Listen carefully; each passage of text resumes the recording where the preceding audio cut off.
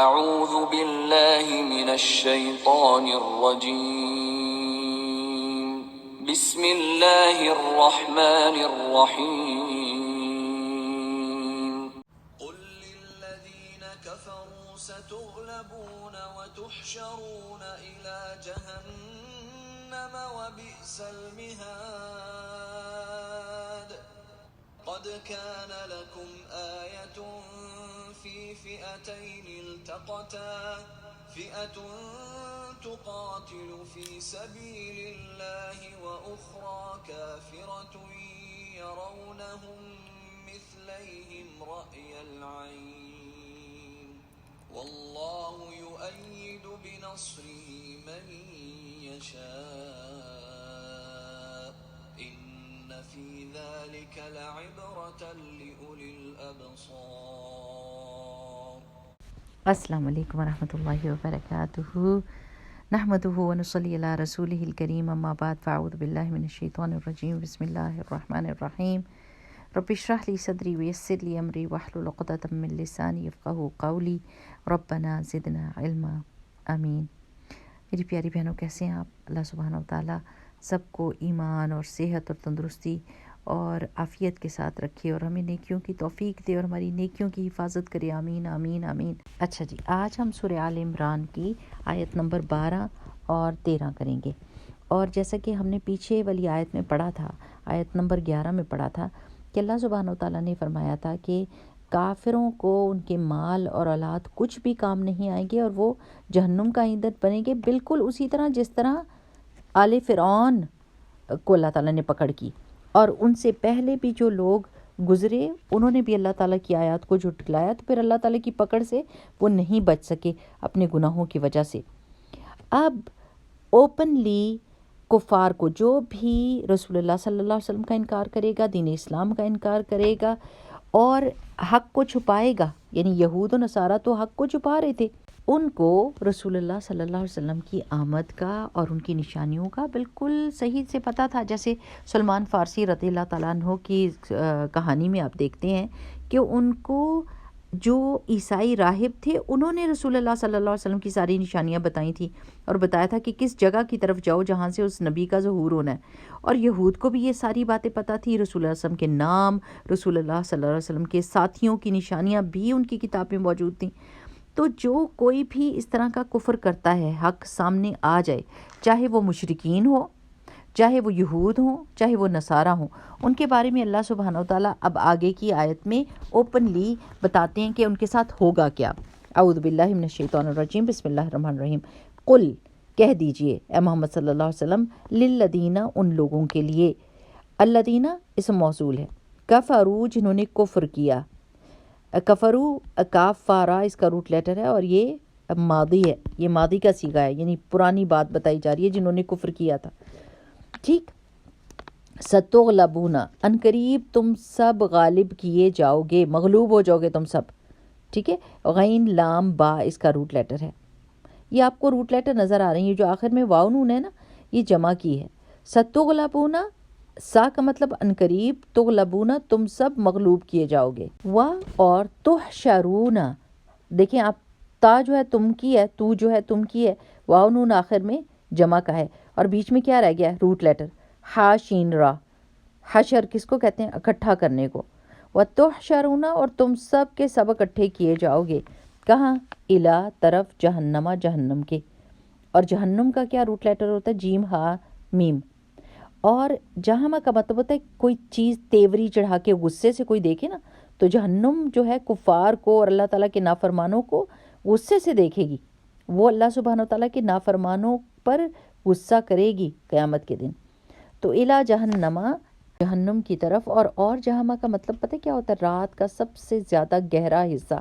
تو جہنم بھی جو ہے نا، وہ اتنی تپائی گئی، اتنا اس کو آگ میں بھڑکایا گیا کہ وہ اب پک پک کے ساری سٹیجز میں سے گزر کے اب کالی ہو چکی ہے. ہم جیسے سوچتے ہیں نا آگ لگی ہو تو ایسے لگتا ہے روشنی روشنی ہو، ہے نا. اور جہنم کا بھی ایسے کانسیپٹ آتا ہے کہ شاید اس میں روشنی ہی روشنی ہوئے گی. آگ ظاہر ہے جلے گی تو آگ کے ساتھ روشنی بھی آتی ہے، لیکن نہیں، جہنم میں اندھیرا ہوگا کیونکہ وہ آگ اتنی پک چکی ہے کہ وہ اب کالی ہو چکی ہے. تو الا جہنم، جہنم کی طرف ان کو اکٹھا کیا جائے گا. وہ بئس المہاد، اور کتنا، بئس کا مطلب ہوتا ہے کتنا برا ہے، ہاؤ بیڈ، جیسے ہم کہتے ہیں نا کتنا برا ہے. المہاد، میم ہا دال اس کا روٹ لیٹر ہے، اور مہاد کا مطلب ہوتا ہے ٹھکانہ، ٹھیک ہے نا. تو کتنا برا ٹھکانہ ہے. اب اتنا ہم یہ سمجھ لیتے ہیں کہ اللہ سبحانہ وتعالیٰ ان سب سے کیا کہہ رہا ہے کہ یہ ایک پیشن گوئی تھی نا کہ عنقریب تم سب مغلوب کیے جاؤ گے. تم اس وقت رسول اللہ صلی اللہ علیہ وسلم کو کتنا تنگ کر رہے ہو، اور دنیا میں بھی تمہاری پکڑ ہوگی اور آخرت میں بھی پکڑ ہوگی. دنیا میں تو مسلمانوں کے ہاتھوں مغلوب ہوگے، مسلمان تمہارے اوپر پاور میں آ جائیں گے اور تم ان کے نیچے ہو جاؤ گے، اور قیامت کے دن تمہیں اکٹھا کیا جائے گا جہنم کی طرف. یعنی دونوں جگہ پہ ان کو یہ مار پٹے گی. اب ہوا یہ کہ یہ جو آیت ہے، اگر یہ سب کافروں کے لیے، سب کافروں پہ اس کو اپلائی کیا جا سکتا ہے اگرچہ، لیکن یہود مدینہ جو ہے نا بالخصوص اس آیت کے مخاطب ہیں. ہوا یہ تھا کہ جب اللہ تعالیٰ نے جنگ بدر میں مسلمانوں کو فتح عظیم عطا فرمائی، اور اس سے متاثر ہو کر عبداللہ بن ابی، پتہ نا آپ کو کون تھا، منافقین کا سردار تھا، جس نے دل سے اسلام کو قبول نہیں کیا تھا لیکن زبان سے وہ اقرار کرتا تھا صرف اس لیے کہ وہ اپنے کام نکلوا سکے، حالانکہ اس کو اسلام سے کوئی لینا دینا نہیں تھا. تو جب اس نے اور اس کے ساتھیوں نے اسلام قبول کر لیا تو رسول اللہ صلی اللہ علیہ وسلم نے مدینہ کے درمیان بسنے والے بنو قینقاع کو مخاطب کر کے کہا کہ اے یہود، اسلام قبول کر لو تو عافیت میں رہو گے، ورنہ تمہارا حشر بھی وہ ہوگا جو مشرکین مکہ کا ہوا ہے. کیا ہوا تھا؟ بدر میں وہ مارے گئے تھے کیونکہ وہ مسلمانوں کے خلاف بہت زیادہ انہوں نے جرم کیے تھے. مسلمانوں کے اوپر کتنا ظلم کیا تھا، ان کی جائیدادیں چھین لی تھی، ان کو قتل کر دیا تھا، ان کو اذیتیں دی تھی، ان کو اپنا قبیلہ اور شہر بدر کر دیا تھا، مجبور کر دیا تھا کہ وہ اپنے گھروں کو چھوڑ کے چلے جائیں، اور ان کی جائیدادوں سے وہ فائدہ اٹھا رہے تھے. تو اللہ سبحانہ وتعالیٰ نے کیا کیا؟ مسلمانوں کو جنگ بدر میں، جبکہ وہ بہت تھوڑی تعداد میں تھے، اللہ سبحانہ وتعالیٰ نے ان کو فتح دے دی. تو ان کو کہنے لگے کہ رسول اللہ صلی اللہ علیہ وسلم کہ تم قبول کر لو، لیکن وہ بجائے نصیحت قبول کرنے کے شیخی میں آ گئے اور کہنے لگے مکہ کے کافر تو جاہل اور جنگ سے ناشنا تھے جو پٹ گئے، ہم سے سابقہ پڑا تو آپ کو سمجھ آ جائے گی. تب اللہ سبحانہ وتعالیٰ نے یہ آیت نازل فرمائی کہ تم عنقریب تم بھی مغلوب ہو جاؤ گے. اور پھر اللہ تعالیٰ کا یہ فرمان پیشن، یعنی فرمان جو تھا وہ پیشن گوئی تھی، حرف بہ حرف پورا ہوا. بنو قینقاع بھی جلا وطن کر دیے گئے ان کی اپنی شیطانی حرکتوں کی وجہ سے، کہ جو وہ رسول اللہ صلی اللہ علیہ وسلم اور مسلمانوں کے ساتھ غداری کیا کرتے تھے، اس کی وجہ سے ان کو وہاں سے شہر بدر کر دیا گیا اور وہ خیبر میں جا کر آباد ہوئے. پھر بنو نذیر بھی جلا وطن ہوئے. پھر بنو قریظہ نے جو ٹریزن کیا تھا، جو غداری کی تھی، اور انہوں نے خود اپنے آپ کو سزا کے لیے پیش کیا تھا اور اپنا فیصلہ معاذ بن جبل رضی اللہ تعالیٰ عنہ سے کروایا تھا، اور اس کے سلسلے میں ان کو بھی سزا دی گئی تھی. اور حضرت عمر رضی اللہ تعالیٰ عنہ کو جب دور آیا تھا تو ان کی فتنے کی وجہ سے ان کو وہاں سے بھی، خیبر سے بھی نکال دیا گیا تھا. تو اللہ سبحانہ تعالیٰ ان کو یہ بتا رہے ہیں کہ تمہاری روش ایسی ہے کہ جس کی وجہ سے تم ضرور مغلوب ہو جاؤ گے، اور تم جہنم کی طرف، قیامت کے دن بھی تمہاری آسانی نہیں ہے، وہاں پر بھی تم جہنم کے لیے دھکیلے جاؤ گے اور جمع کیے جاؤ گے، اور وہ بہت برا ٹھکانہ ہے. اور اب یہ بتایا جا رہا ہے کہ اللہ کس طرح مغلوب کرتا ہے. اگلی آیت میں یہ بتا رہے ہیں اللہ تعالیٰ کہ کس طریقے سے اللہ تعالیٰ کی مدد آتی ہے ان لوگوں کے لیے جو ایمان والے ہوتے ہیں اور جو اللہ کے سامنے کھڑے ہو جاتے ہیں. نعوذ باللہ، اللہ تعالیٰ اور اللہ کے بندوں کی دشمنی میں اللہ سبحانہ تعالیٰ کس طرح ان سے بدلہ لیتا ہے. تو اگلی آیت ہم پڑھتے ہیں، آیت نمبر 13. اعوذ باللہ من الشیطان الرجیم، بسم اللہ الرحمن الرحیم. قد، تحقیق. اب قد جو ہے نا وہ تاکید کے لیے ہوتا ہے. تحقیق کا مطلب ہوتا ہے جو بات حق ہو گئی ہو. جیسے آپ کہتے ہیں نا اس معاملے میں انہوں نے تحقیق کر کے بات کی ہے، تو تحقیق کا مطلب کیا ہوتا ہے؟ Confirmation. For sure you know something, اس کے بارے میں قد کا ورڈ یوز ہوتا ہے تحقیق کے لیے، کنفرمیشن کے لیے. ٹھیک ہے، کیونکہ اکثر و بیشتر ہم قرآن کے ترجمہ پڑھ رہے ہوتے ہیں نا تو تحقیق لکھا ہوتا ہے تو ہمیں سمجھ نہیں آتی. تو وہ بات جو حق ہو گئی ہو، وہ بات جو سچ ہو، فار شیور آپ کو پتا ہو، اس کے بارے میں کہا جاتا ہے قد. تو قد کا مطلب کیا؟ تحقیق، کانا ہے، لکم تمہارے لیے، آیتن ایک نشانی. اس کا روٹ لیٹر حمزہ یا ہے. اب میرا بڑا دل ہے کہ آئندہ آپ جب سبق سنیں تو آپ سے آپ کی ٹیچرز روٹ لیٹر بھی پوچھیں، کیونکہ روٹ لیٹر بہت امپورٹنٹ چیز ہوتی ہے. جو اس کا بیسک میننگ ہوتا ہے نا روٹ لیٹر کا، وہ سارے مختلف لفظ اس کے ساتھ بنتے جاتے ہیں اور پھر ان میں وہی میننگ آتا ہے ڈفرینٹ طریقے سے. تو آیتن کا روٹ لیٹر ہے حمزہ یا، اور آیت نشانی کو بھی کہتے ہیں اور قرآن کی آیت کو بھی آیت کہتے ہیں. ایک نشانی ہے فی فئتین، دو گروہوں میں. فئتن واحد ہے فئتین کی، فئتین تثنیہ کا صیغہ ہے، یعنی دو گروہوں میں. اور اگر مجھے اس کا واحد دیکھنا ہو تو فئتن ہے تائی مربوطہ کے ساتھ، جو چھوٹی گول تا نہیں ہوتی اس کے ساتھ. تو دو گروہوں میں ایک نشانی ہے فی فئتین التقطا، دو گروہوں میں جو کہ ایک دوسرے کے مقابلے میں اترے. التقطا، یہ لام جو ہے نا، یہ لام تعریف نہیں ہے. یہ الف لام جو تعریف کے لیے آتا ہے نا، جیسے الکتاب، یہ وہ والا لام نہیں ہے، یہ لام روٹ لیٹر کا ہے. ٹھیک ہے، تو وہ دو گروہ جو ملے. فئتن ایک گروہ، تقاتلو وہ لڑ رہا تھا. قاف تا لام اس کا روٹ لیٹر ہے. جب قاتل یقاتلو ہو نا، قاف کے آگے الف لگ جائے تو اس کا مطلب ہے لڑنا، آپس میں دو گروہوں کا لڑنا. تو لڑ رہا تھا فی سبیل اللہ، اللہ کے راستے میں. و اخرى اور دوسرا کافراتن، کافر گروہ تھا. کاف فارا اس کا روٹ لیٹر ہے. یراؤنہم، اب یہ کافراتن کیوں ہے؟ بیکاز ہم فیتن کی بات کر رہے ہیں نا، یعنی گروہ. تو یہاں پر وہ فیتن تائے مربوطہ کے ساتھ تھا نا، تو اس کی ایکسپلینیشن بھی تائے مربوطہ کے ساتھ ہی ہوگی. مؤنث ہے تو مؤنث ہی اس کی ایکسپلینیشن ہوگی. تو فئتن کافراتن تھا یہ دوسرا والا گروہ. کافراتن کافر تھا. یراؤنہم وہ دیکھ رہے تھے ان کو. را حمزہ یا روٹ لیٹر ہے. را کا مطلب ہوتا ہے دیکھنا. تو یراؤنا وہ دیکھ رہے تھے، ہم ان کو، یعنی ایک گروہ دیکھ رہا تھا، سارے کے سارے لوگ دوسرے گروہ کو دیکھ رہے تھے. مثلیہم اپنے سے ڈبل. مثلی دو، مثل یعنی دو دیکھ رہے تھے، ڈبل جیسے ہم کہتے ہیں انگلش میں. اپنے سے ڈبل یا اپنے سے دگنا. رأیا دیکھنے میں، را حمزہ یا ہی روٹ لیٹر ہے. العین آنکھ سے. رأی العین آنکھ کے دیکھنے سے، ظاہری آنکھوں سے وہ ان کو اپنے سے دگنا دیکھ رہے تھے. واللہ اور اللہ تعالیٰ یؤید تائید کہتے ہیں نصرت، تائید کرنا، مدد دینا. حمزہ یا دال اس کا روٹ لیٹر ہے. تو اللہ مدد کرتا ہے، تائید کرتا ہے، بنصرہ ساتھ اپنی مدد کے. نون صاد را ہے. من یشاء جس کی وہ چاہتا ہے. شین یا حمزہ اس کا روٹ لیٹر ہے. من یشاء جس کو وہ چاہتا ہے. انا بے شک فی میں، ذالک اس یعنی اس واقعے میں، لعبرتن البتہ عبرت ہے، سبق ہے. عین بارا اس کا روٹ لیٹر ہے. لِأُولِي الْأَبْصَارِ واسطے دیکھنے والوں، صاحب نظر لوگوں کے لیے. واقعی یہ واقعہ ایسا تھا کہ دیکھنے والوں کے لیے اس میں بہت ساری عبرت کی نشانیاں تھیں. اب جنگ بدر میں ذرا دیکھ لیں کہ دونوں کا آپس میں جب منٹ بھیڑ ہوئی ہے تو مسلمان 313 کے لگ بھگ تھے بندے. 2 گھوڑے تھے ان کے پاس، 70 اونٹ تھے، 6 زریں تھیں اور 8 تلواریں تھیں. جسٹ امیجن 69 لوگ جن کے پاس کچھ بھی نہیں تھا، اور ان کے سامنے 1000 کا مجمع آ گیا جن کے پاس 100 گھوڑے تھے، 700 اونٹ تھے، تلواروں سے لیس تھے، تیر کمان تھے، ان کے پاس کتنی چیزیں تھیں.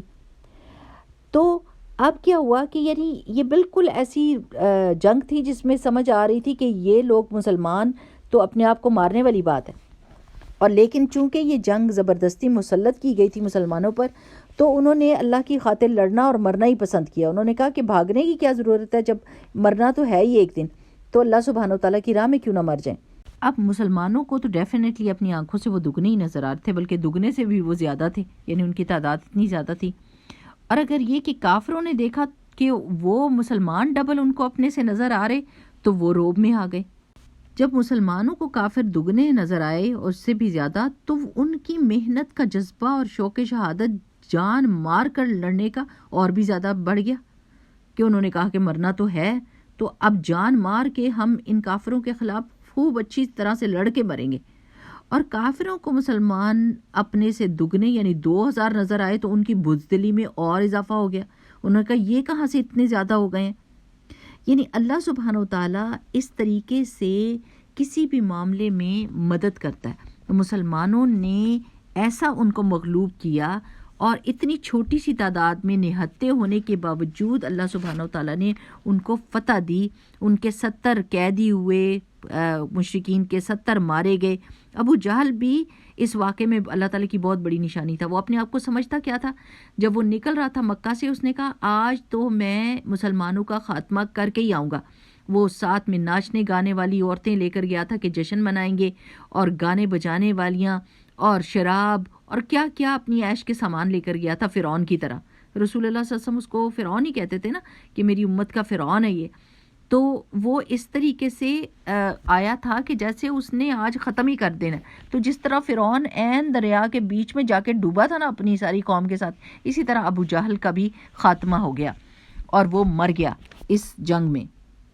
اور کامیابی مسلمانوں کی ہوئی کہ اللہ سبحانہ وتعالی کس طریقے سے غالب آتا ہے، اس کا دین کیسے غالب آتا ہے، وہ کس طرح چھوٹی جماعت کی مدد کر دیتا ہے اور وہ بڑی جماعت کے اوپر غالب آ جاتی ہے. چاہے وسائل کم ہی کیوں نہ ہو، لیکن جذبہ اور ایمان سٹرونگ ہو تو اللہ سبحانہ وتعالی غیب سے مدد کرتا ہے اور مسلمان جو ہے وہ کامیاب ہو جاتا ہے. بدر میں ایسا نہیں تھا کہ صرف انہوں نے اللہ پہ توکل کر کے اور خود کوئی کوشش نہیں کی تھی. ان سب نے خود کی کوشش بھی کی تھی. رسول اللہ صلی اللہ علیہ وسلم نے دعائیں بھی کی تھی رو رو کر، اور پلاننگ بھی کی تھی، بتایا بھی تھا کہ کس جگہ پر کھڑا ہونا ہے، دعا بھی کی تھی، مشورے بھی کیے تھے. مسلمانوں میں جانثاری اور بہادری بھی تھی. تو جب ایمان مضبوط تھا اور جانثاری کا شوق تھا اور رسول اللہ صلی اللہ علیہ وسلم کی دعا اور اللہ تعالیٰ کی تائید شامل ہو گئی تو الحمدللہ کہ مسلمانوں کو فتح ہوئی. یہ بدر کی فتح بہت بڑی نشانی تھی. جو دیکھنا چاہے کہ حق کیسے غالب آتا ہے، حق کیسے غالب آتا ہے، چاہے کفار کتنے بھی طاقتور ہوں وہ شکست کھاتے ہیں، حق کی فتح ہوتی ہے. میری پیاری بہنوں، اللہ تعالیٰ نے ایک اور جگہ پہ فرمایا نا کہ کئی بار ایسا ہوا کہ چھوٹی جماعتیں بڑی جماعتوں کے اوپر غالب آ گئیں. یہ تھا نا جالوت کے اور طالوت کے قصے کے بیچ میں اللہ سبحانہ تعالیٰ نے فرمایا تھا، اور وہاں پر بھی طالوت کامیاب ہوا تھا. داؤد علیہ السلام نے جالوت کو قتل کیا تھا، اور ان کی تعداد بہت تھوڑی تھی کیونکہ بنی اسرائیل سارے پانی پی کر اور نڈھال ہو کے بیٹھے ہوئے تھے، اور ادھر بھی 313 ہی بندے تھے جو طالوت کے ساتھ تھے اور جنہوں نے جنگ کی اور جو کامیاب ہوئے، اور جالوت مارا گیا اور اس کی بڑی نفری جو تھی اس کے کسی کام نہ آئی. تو زندگی میں میری پیاری بہنوں یہ سوچ لیا کریں کہ وسائل جو ہوتے ہیں نا، اور ساری سہولتیں وسائل یہ تب کام آتے ہیں جب اللہ سبحانہ و تعالیٰ ہمارے ساتھ ہو. اگر سارے وسائل بھی موجود ہو نا اور اللہ تعالیٰ ساتھ نہ ہو تو کوئی کام نہیں ہوتا. جیسے آپ کہتے ہیں نا میں ابھی آپ کے گھر آنے لگی ہوں اور گاڑی ہے، میں تیار ہو رہی ہوں اور بس ابھی پہنچی، لیکن جب آپ گاڑی سٹارٹ کرتے ہیں تو کھڑی ہوئی ہے گاڑی آپ کے گھر کے اندر، آپ کے پاس چابی ہے لیکن وہ سٹارٹ نہیں ہوتی. اور اگر آپ چلنا بھی چاہتے ہیں اور سڑک پہ پہنچ جاتے ہیں تو روڈ بلاک ہو جاتا ہے اور ٹائم گزر جاتا ہے. یعنی وسائل، صحت، سب چیزیں بھی موجود ہو، اللہ تعالیٰ کی تائید نہ ہو تو بندہ وہ کام نہیں کر سکتا. یہ زندگی میں ہم نے بہت بڑا سبق سیکھنا ہے کہ ہمیں ہر وقت اللہ تعالیٰ کے آگے محتاج اور فقیر ہی بن کر رہنا ہے. جیسے حضرت موسیٰ علیہ السلام کی دعا ہے نا، ربی انی لما انزلت الی من خیر فقیر، کہ اللہ سبحانہ وتعالیٰ جو بھی خیر آپ میرے پہ نازل کریں گے میں اس کے لیے آپ کا فقیر ہوں. I beg you, I am a beggar in front of you.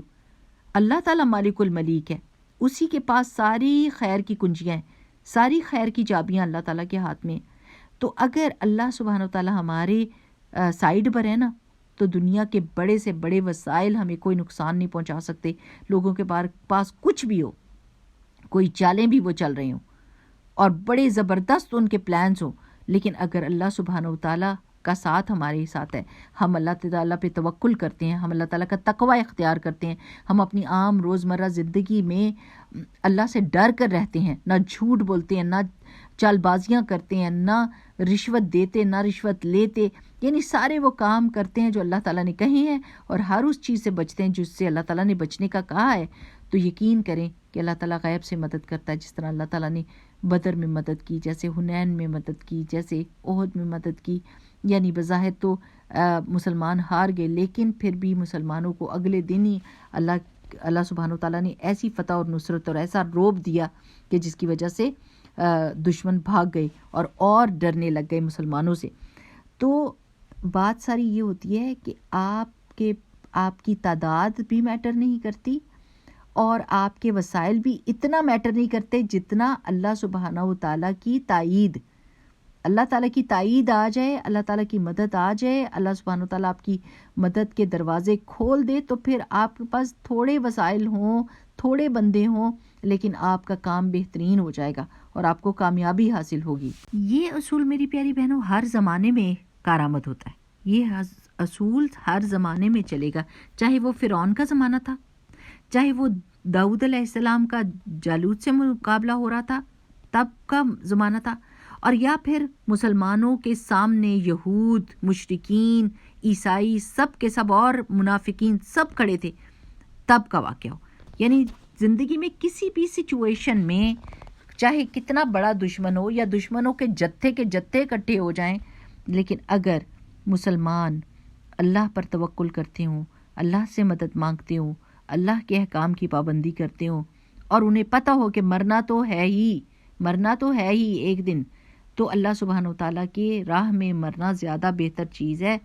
شوق شہادت ضرور ہونا چاہیے، اس کے لیے دعا بھی کرنا ہی چاہیے، کیونکہ جو شہادت کے شوق کے بغیر مر جاتا ہے وہ یعنی ایک قسم کا منافق ہوتا ہے. کتنی پیاری بات ہے نا کہ اللہ کی راہ میں ہم شہید ہوں.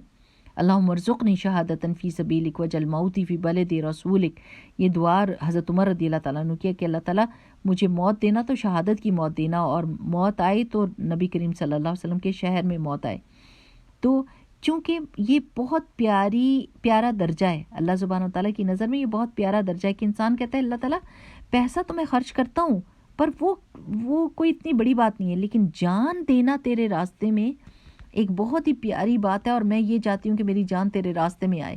اب وہ شہادت کون سی ہمیں ملے گی ہمیں نہیں پتہ، ہم نے صرف شوق کرنا ہے. اور شہید کے خون کا قطرہ زمین پر گرتا ہے تو وہ جنت میں پہنچ جاتا ہے، اور اللہ کے عرش کے نیچے جو کندیلیں لگی ہیں، جو شینڈلیئرز ہیں، اس کے اوپر بیٹھتا ہے. اللہ تعالیٰ ایک ڈیفرنٹ طرح کی اس کو زندگی دیتا ہے اور اس کو رزق دیا جاتا ہے. تو شہادت کا شوق ضرور ہونا چاہیے ہم کو کہ ہمیں اللہ تعالیٰ وہ نصیب کرے. جیسے ایک صحابی تھے نا، وہ رومن بادشاہ نے ان کو پکڑ لیا تھا اور ان کے سارے وفد کو، تو اس نے کہا کہ تم عیسائی بن جاؤ. تو انہوں نے کہا میں کبھی بھی نہ عیسائی بنوں، میں تو ہمیشہ مسلمان رہوں گا، مسلمان مروں گا. تو اس نے سزا کے طور پر ان کو الٹا لٹکایا اور نیچے دیگ ابلتے ہوئے تیل کی رکھی، اور ان کو آہستہ آہستہ کہا کہ رسی کو نیچے کرتے جاؤ تاکہ اس کو ہیٹ پہنچے اور ہم اس میں ابال کر رکھ دیں گے، جلا دیں گے.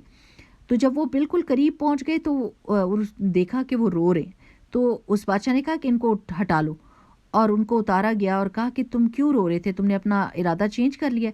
تو انہوں نے کہا نہیں. تو پھر رو کیوں رہے تھے وہ پوچھنے لگے. تو انہوں نے کہا میں اس لیے رو رہا تھا کہ اللہ سبحانہ وتعالیٰ یہ تو ایک زندگی ہے، 1000 بھی زندگیاں ملیں اور اس طرح تیری راہ میں دینے کا موقع ملے تو میں کبھی بھی پیچھے نہ ہٹوں. اور میں تو خوشی میں رو رہا تھا کہ اللہ تعالیٰ جتنی زندگیاں بھی دے گا تیرے راستے میں لگاؤں گا.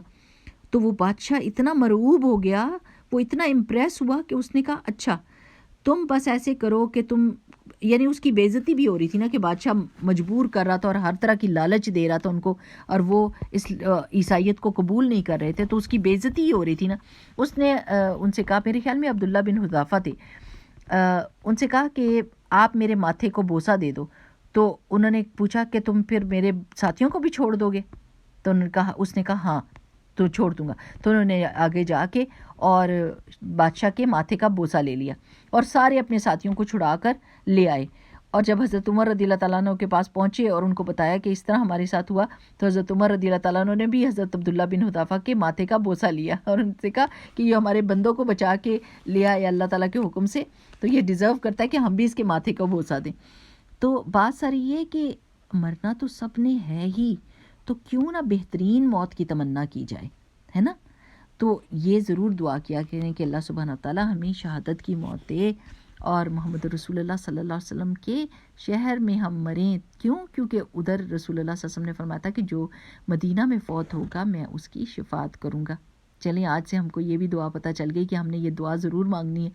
میں آپ کو لکھ کے بھی بھیج دوں گی انشاءاللہ تعالیٰ. تو آپ اس دعا کو یاد کریں. اور اب میرا دل ہے کہ آپ روٹ لیٹرز کو سمجھنا شروع کر دیں انشاءاللہ باذن اللہ. ٹھیک ہے میری پیاری بہنوں. السلام علیکم ورحمۃ اللہ وبرکاتہ. سبحانک اللہم و بحمدک نشہد ان لا الہ الا انت نستغفرک و نتوب الیک.